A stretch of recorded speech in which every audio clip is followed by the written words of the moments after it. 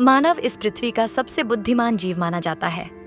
अपनी बुद्धि और जिज्ञासा के बल पर उसने प्रकृति के हर नियम को समझने की कोशिश की है।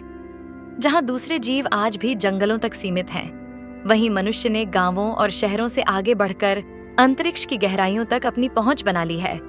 उसकी कल्पना शक्ति ही वह ताकत है जिसने असंभव को भी संभव बनाया है। रात के आकाश में टिमटिमाते तारों को देखकर मनुष्य हमेशा से उनके बारे में सोचता रहा है। उसके मन में यह सवाल उठते रहे कि यह ब्रह्मांड कैसे काम करता है, कब से अस्तित्व में है और आखिर इसकी शुरुआत कैसे हुई। इन्हीं सवालों के जवाब खोजते खोजते उसने अपनी बुद्धि का इस्तेमाल करते हुए लगातार नए रास्ते तलाशे। जब अंतरिक्ष में जाना केवल एक सपना था, तब भी मनुष्य उसकी गहराइयों को समझने की कोशिश कर रहा था। असल में अंतरिक्ष में जाना तो पिछले कुछ समय में संभव हुआ है, लेकिन उसे समझने की कोशिश सदियों पुरानी है। चमकते तारों को देखकर हमेशा यह सवाल उठता था कि ये कितने बड़े हैं और कितनी दूर हैं। इन्हीं सवालों के जवाब खोजने के लिए मनुष्य ने एक महत्वपूर्ण उपकरण बनाया, दूरबीन। इस छोटी सी खोज ने उसके सामने एक विशाल ब्रह्मांड का द्वार खोल दिया। अब वह धरती पर रहकर ही आकाश की गहराइयों को पहले से कहीं अधिक करीब से देख सकता था। हालांकि शुरुआती दूरबीनों की अपनी सीमाएं थीं। वे अंतरिक्ष के केवल एक निश्चित हिस्से तक ही देखने में सक्षम थीं। लेकिन मनुष्य की जिज्ञासा यहीं नहीं रुकी। उसने और बेहतर और शक्तिशाली टेलीस्कोप बनाने शुरू किए, जिससे वह हर बार अंतरिक्ष में और गहराई तक झांकने लगा। हर नई खोज के साथ उसके सामने एक नया रहस्य खुलता गया। उसकी पुरानी धारणाएं टूटती गईं और ब्रह्मांड का एक बिल्कुल नया रूप सामने आता गया। ऐसा रूप जिसकी उसने कभी कल्पना भी नहीं की थी। यही नए अनुभव उसे और आगे बढ़ने की प्रेरणा देते रहे। शुरुआती दौर में बनाए गए ये सभी टेलीस्कोप पृथ्वी से ही संचालित होते थे और यहीं से मनुष्य ने अंतरिक्ष को समझने की अपनी सबसे बड़ी यात्रा की शुरुआत की। धरती पर स्थित होने और यहीं से काम करने की वजह से ये शुरुआती टेलीस्कोप अंतरिक्ष के कई रहस्यों को पूरी तरह समझ नहीं पाते थे। असल में अंतरिक्ष से आने वाली रोशनी जब पृथ्वी के वायुमंडल से होकर गुजरती है, तो वह रिफ्रैक्शन के कारण अपने रास्ते से भटक जाती है। इसी वजह से हमें मिलने वाली तस्वीरें साफ नहीं बल्कि धुंधली दिखाई देती हैं। इस समस्या को समझते हुए वैज्ञानिकों के मन में एक नया विचार आया। क्यों ना टेलीस्कोप को ऐसी जगह पर रखा जाए जहां वायुमंडल ही ना हो। लेकिन पृथ्वी पर ऐसी कोई जगह संभव नहीं थी। इसका सीधा मतलब था कि अगर हमें साफ और सटीक तस्वीरें चाहिए, तो हमें अपने टेलीस्कोप को अंतरिक्ष में स्थापित करना होगा। जिस समय यह विचार सामने आया, उस समय इंसान खुद अंतरिक्ष में सुरक्षित पहुंचने के लिए संघर्ष कर रहा था।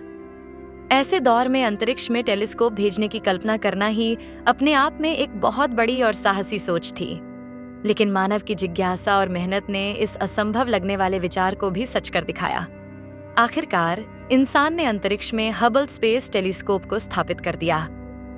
इस टेलीस्कोप ने हमें ब्रह्मांड की उन गहराइयों तक झांकने का मौका दिया जहां तक पहले कभी कोई नहीं पहुंच पाया था।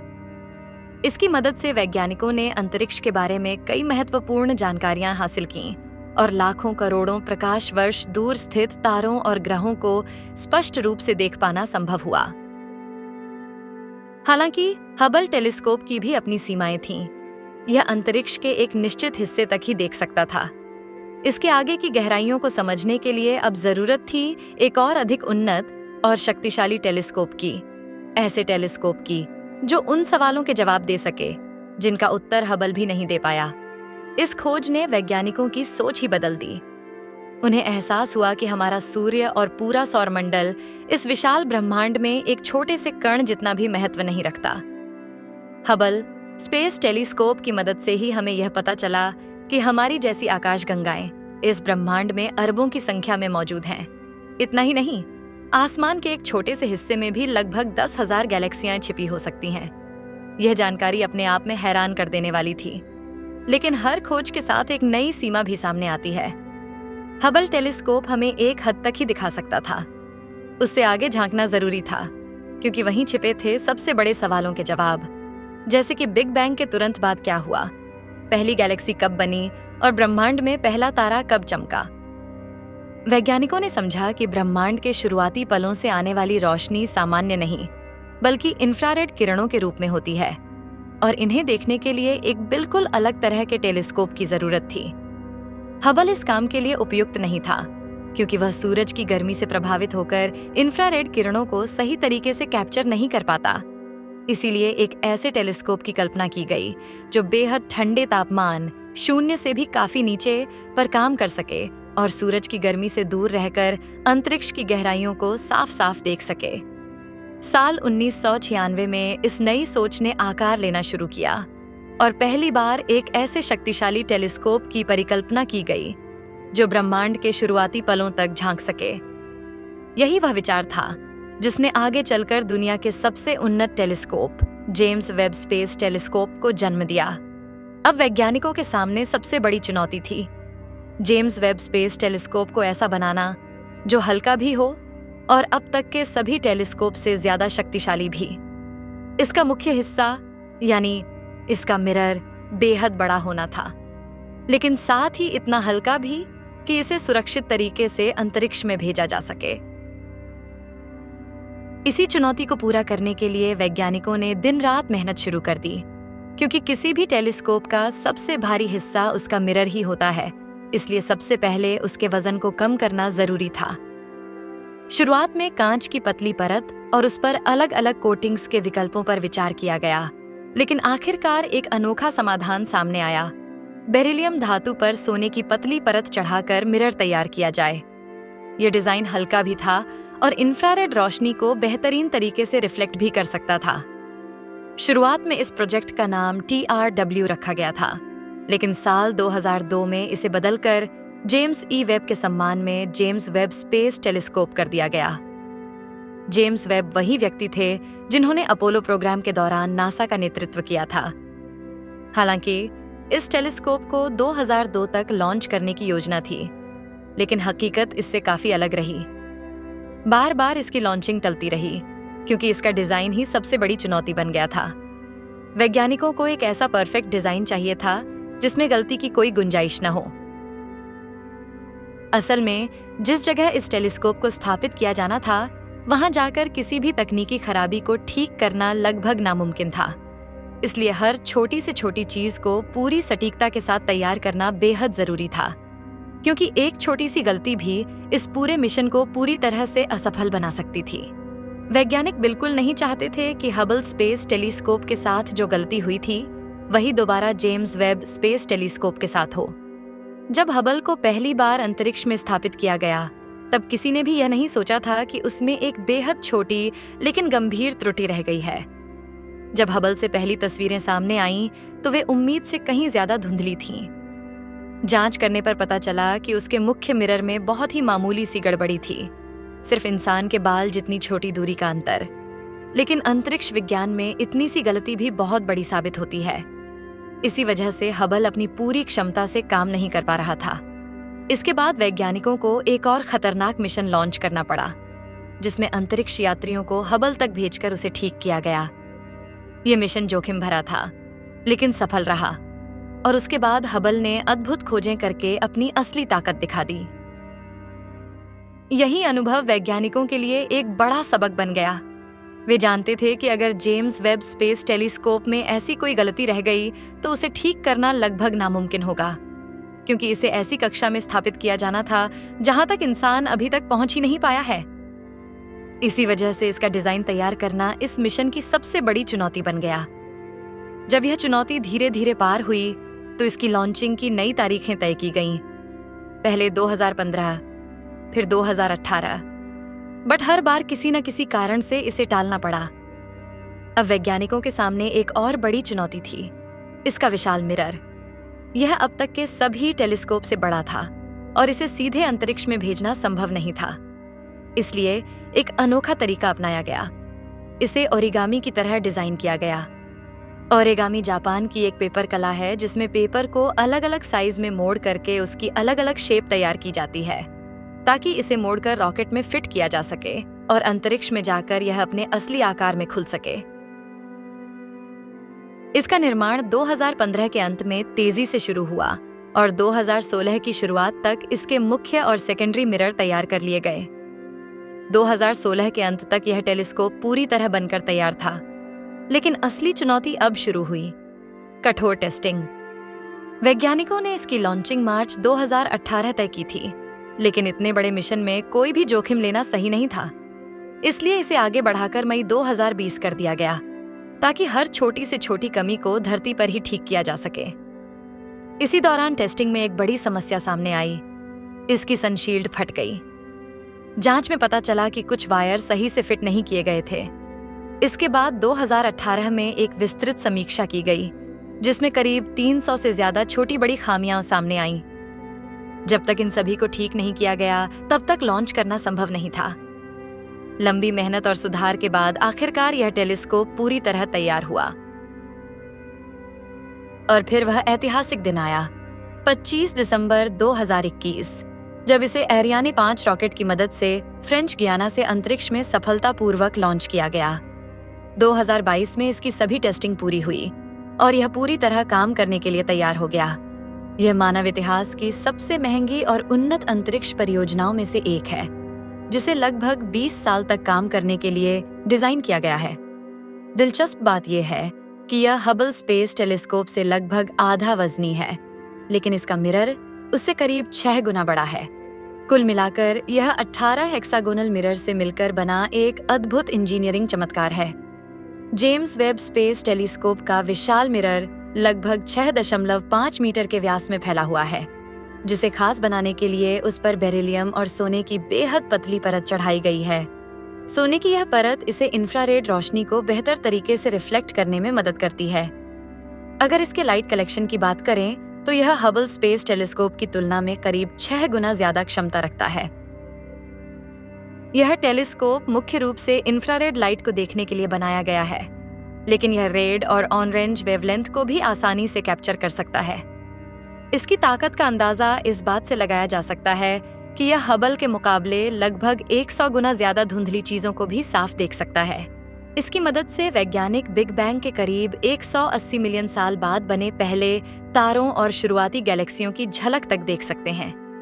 दरअसल ब्रह्मांड में जितनी दूर और जितनी पुरानी चीजें होती हैं, वे उतनी ही ज्यादा रेड शिफ्ट हो जाती हैं। इसका मतलब है कि उनकी रोशनी हमारी आंखों से दिखने वाली रोशनी से बदलकर इंफ्रारेड में बदल जाती है।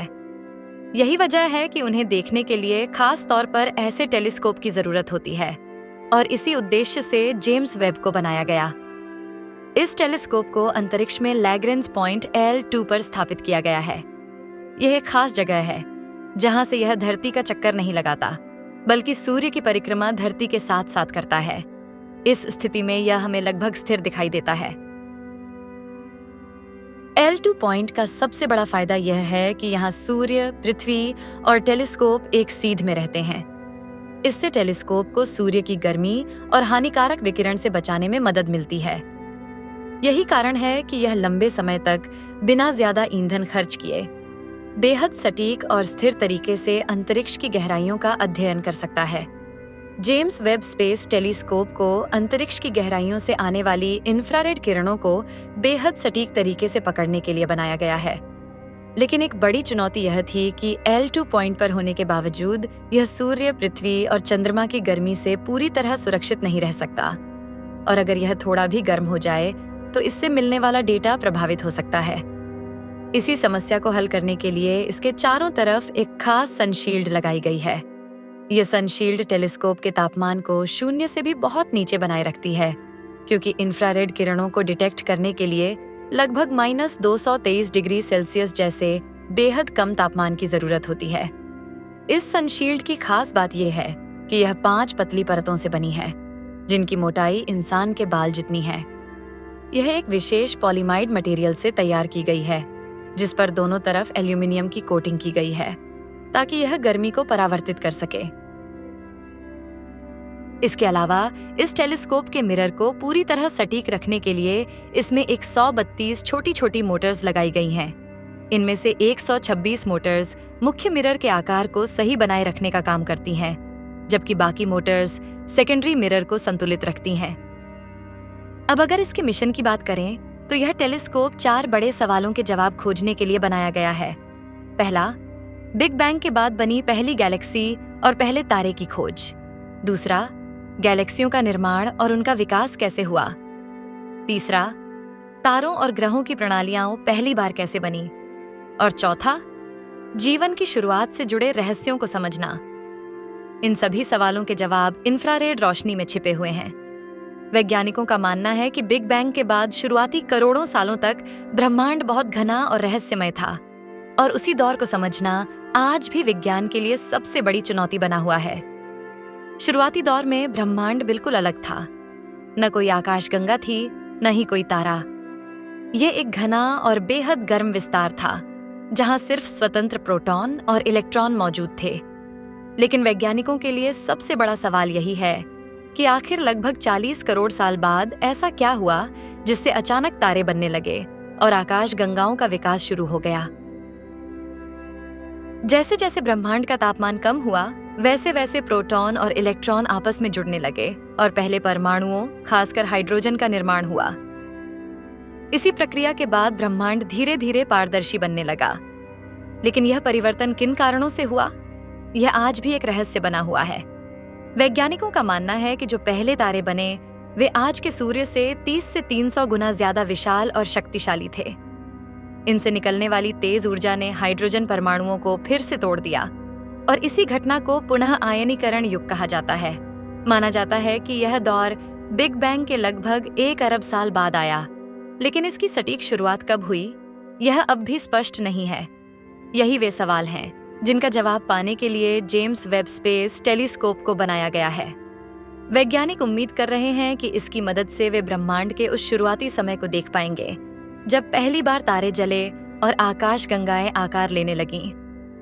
कुछ सिद्धांत यह भी बताते हैं कि शुरुआती विशाल तारों के सुपरनोवा विस्फोट के बाद ही बड़े बड़े ब्लैक होल बने, जिन्हें हम क्वासर के रूप में जानते हैं, और इन्हीं के आसपास धीरे धीरे आकाशगंगाओं का निर्माण हुआ। इन रहस्यों को समझना इसलिए जरूरी है क्योंकि यही वह आधार है जिसने पूरे ब्रह्मांड की संरचना को जन्म दिया। वैज्ञानिक समय में पीछे झांककर यह जानना चाहते हैं कि आकाशगंगाएं कैसे बनी और कैसे छोटे छोटे अस्थिर समूह समय के साथ विशाल स्थिर संरचनाओं में बदल गए। संभावना है कि शुरुआती आकाशगंगाएं समय के साथ अपने आसपास की छोटी छोटी आकाशगंगाओं को अपने अंदर समेटते हुए धीरे धीरे बड़ी होती गईं। ऐसी घटनाएं आज भी ब्रह्मांड में देखी जा सकती हैं। उदाहरण के लिए, हमारी मिल्की वे गैलेक्सी अपने आसपास के तारों और गैस को आकर्षित कर रही है, जबकि एंड्रोमेडा गैलेक्सी लगातार हमारी ओर बढ़ रही है। वैज्ञानिकों का मानना है कि आने वाले अरबों वर्षों में ये दोनों आपस में टकराकर एक नई विशाल आकाशगंगा का रूप ले लेंगी। यही कारण है कि ब्रह्मांड को समझने के लिए सबसे पहले यह जानना जरूरी है कि आकाशगंगाओं का निर्माण कैसे हुआ। हमने अंतरिक्ष विज्ञान में काफी प्रगति कर ली है, लेकिन आज भी कई ऐसे सवाल हैं जिनके जवाब हमारे पास नहीं है। हम अभी तक यह पूरी तरह नहीं समझ पाए हैं कि आकाशगंगाएं कैसे बनी, उनके अलग अलग आकार क्यों होते हैं और उनके अंदर तारे किस प्रक्रिया से जन्म लेते हैं। यह भी एक रहस्य है कि हर बड़ी आकाशगंगा के केंद्र में ब्लैक होल क्यों पाया जाता है। वैज्ञानिक मानते हैं कि तारों का जन्म धूल और गैस के विशाल बादलों से हुआ, लेकिन यह प्रक्रिया वास्तव में कैसे शुरू होती है, यह अभी भी स्पष्ट नहीं है। आखिर किन परिस्थितियों में इन बादलों के भीतर न्यूक्लियर फ्यूजन शुरू होता है और एक तारा जन्म लेता है, और उसी समय ग्रहों का निर्माण कैसे होता है। इतना ही नहीं, यह भी एक बड़ा सवाल है कि ज्यादातर तारे अकेले नहीं बल्कि समूहों में ही क्यों बनते हैं। यही वे रहस्य हैं जिन्हें समझने के लिए जेम्स वेब स्पेस टेलीस्कोप जैसे उन्नत टेलीस्कोप हमारी सबसे बड़ी उम्मीद बन चुके हैं। हम आज भी पूरी तरह नहीं समझ पाए हैं कि तारों के भीतर धातुओं का निर्माण कैसे होता है, और फिर ये तारे अपनी मृत्यु के बाद उन तत्वों को अंतरिक्ष में फैलाकर अगली पीढ़ी के तारों और ग्रहों को कैसे जन्म देते हैं। ऐसे अनगिनत सवाल हैं जिनके जवाब पाने के लिए वैज्ञानिकों की उम्मीदें अब जेम्स वेब स्पेस टेलीस्कोप पर टिकी हुई हैं। इन्हीं रहस्यों को सुलझाने के लिए इसमें कई उन्नत उपकरण लगाए गए हैं। इनमें से एक है नियर इंफ्रारेड स्पेक्ट्रोग्राफ, जो एक साथ 100 से ज्यादा ऑब्जेक्ट्स का अध्ययन कर सकता है। इसके अलावा मिड इंफ्रारेड इंस्ट्रूमेंट भी लगाया गया है, जो मीडियम रेंज की इंफ्रारेड किरणों को डिटेक्ट करता है और हमें बेहद महत्वपूर्ण डेटा प्रदान करता है। इस टेलीस्कोप की असली ताकत इसका विशाल मिरर है, जो 18 हेक्सागोनल हिस्सों से मिलकर बना है। इसे खास तौर पर बेरिलियम धातु से तैयार किया गया है, क्योंकि यह हल्का होने के साथ साथ हर तापमान में अपने आकार को स्थिर बनाए रख सकता है। अब सवाल उठता है कि इतने बड़े और महंगे मिशन की जरूरत क्यों पड़ी? हबल के मिरर को ही बड़ा क्यों नहीं बनाया गया? दरअसल हबल स्पेस टेलीस्कोप में इस्तेमाल होने वाले पारंपरिक मिरर को इतना बड़ा बनाना और अंतरिक्ष में भेजना बेहद मुश्किल और भारी हो जाता। यही कारण था कि वैज्ञानिकों ने एक नई तकनीक अपनाई। इन सभी खूबियों के साथ यह टेलीस्कोप आज अंतरिक्ष में स्थापित हो चुका है और इसे धरती की आंख भी कहा जाता है। अब यह आने वाले वर्षों में ब्रह्मांड के ऐसे ऐसे रहस्यों से पर्दा उठाएगा जिनकी कल्पना भी हमने पहले कभी नहीं की थी। इतना तो तय है कि यह मिशन अंतरिक्ष विज्ञान के इतिहास में एक नई क्रांति लेकर आया है।